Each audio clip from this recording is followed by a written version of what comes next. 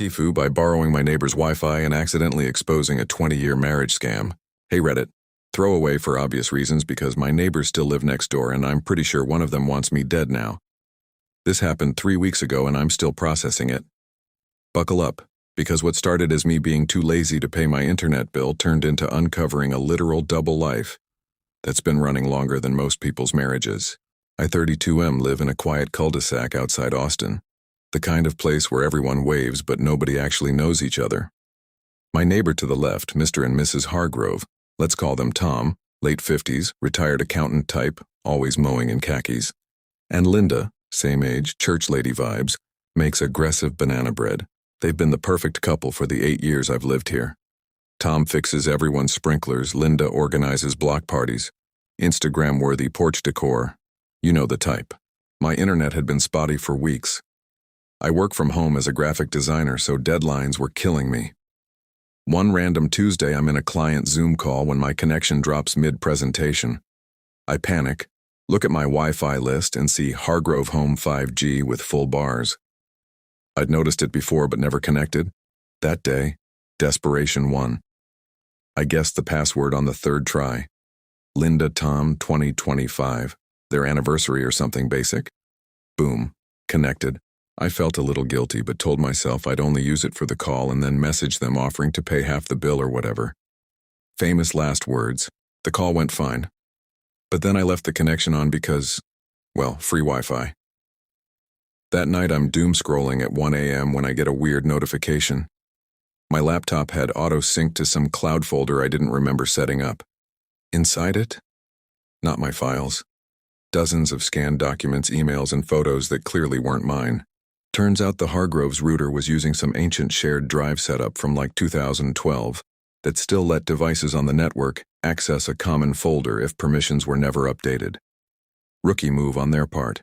I should have disconnected immediately.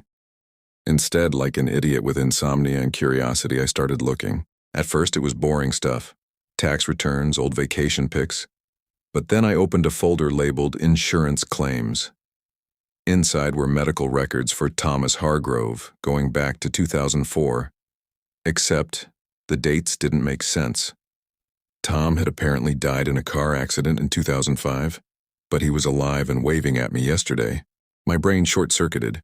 I thought it was a mix-up or identity theft. I kept digging. There were emails between Linda and a guy named Robert Klein from an account I didn't recognize. Love letters, plans, references to keeping the story straight for the kids. I stayed up until 4 a.m. piecing it together like a true crime podcast host who sucked at it. From what I could tell, the real Tom Hargrove did die in 2005. Linda, real name apparently still Linda, had been living with his life insurance payout, Social Security, and a carefully constructed lie. The man living next to me was actually Robert, her high school sweetheart. They faked his identity using Tom's documents, moved to a new state, and had been playing the perfect couple ever since. They even had 2 kids, now adults, who had no idea. The banana bread queen was a widow who decided she didn't want to be one. I sat there in the dark, heart pounding, wondering if I was dreaming. Then I heard their garage door open at 5:30 a.m. Normal for Tom, Robert. He's an early riser. I slammed my laptop shut and stared at the ceiling until sunrise.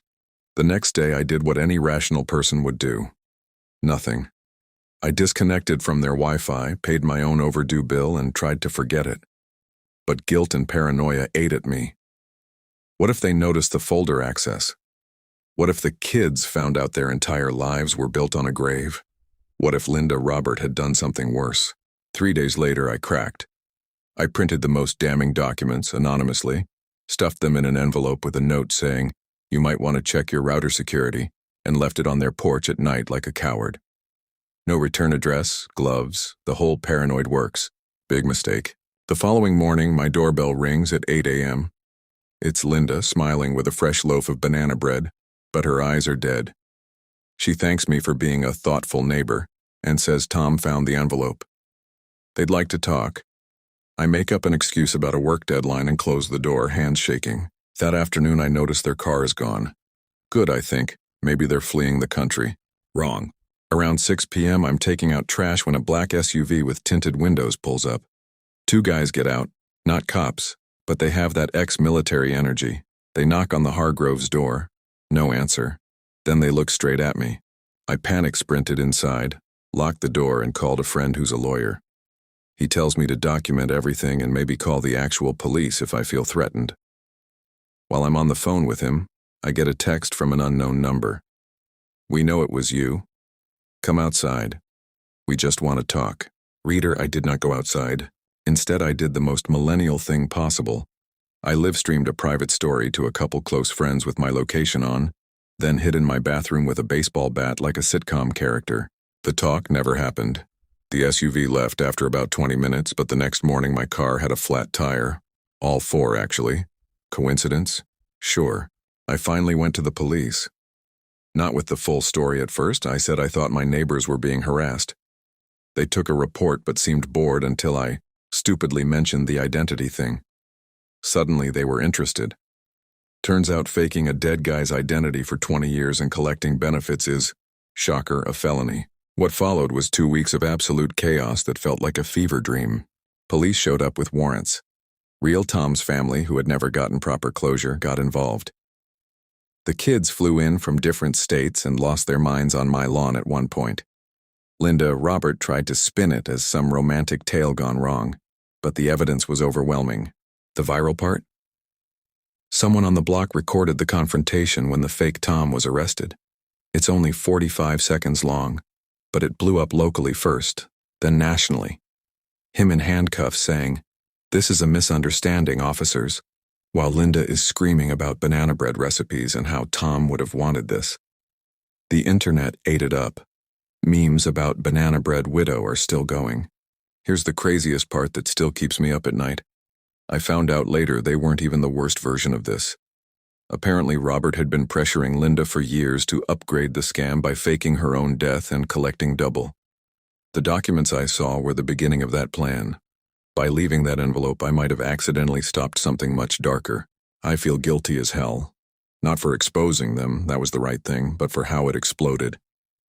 The adult kids are devastated. One reached out to thank me, the other told me I ruined their family. The block is split.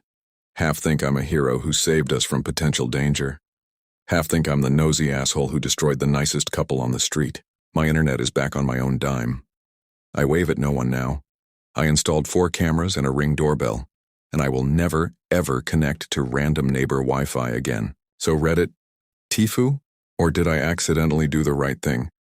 AIDA for snooping when the password was guessable and the shared drive was wide open? Would you have ignored the folder full of dead guy medical records? TLDR borrowed neighbor Wi-Fi, discovered my perfect neighbors were living as a dead man and his widow for 20 years, anonymously dropped evidence, and triggered a suburban scandal complete with arrests, viral videos, and 4 slashed tires. Banana bread will never taste the same.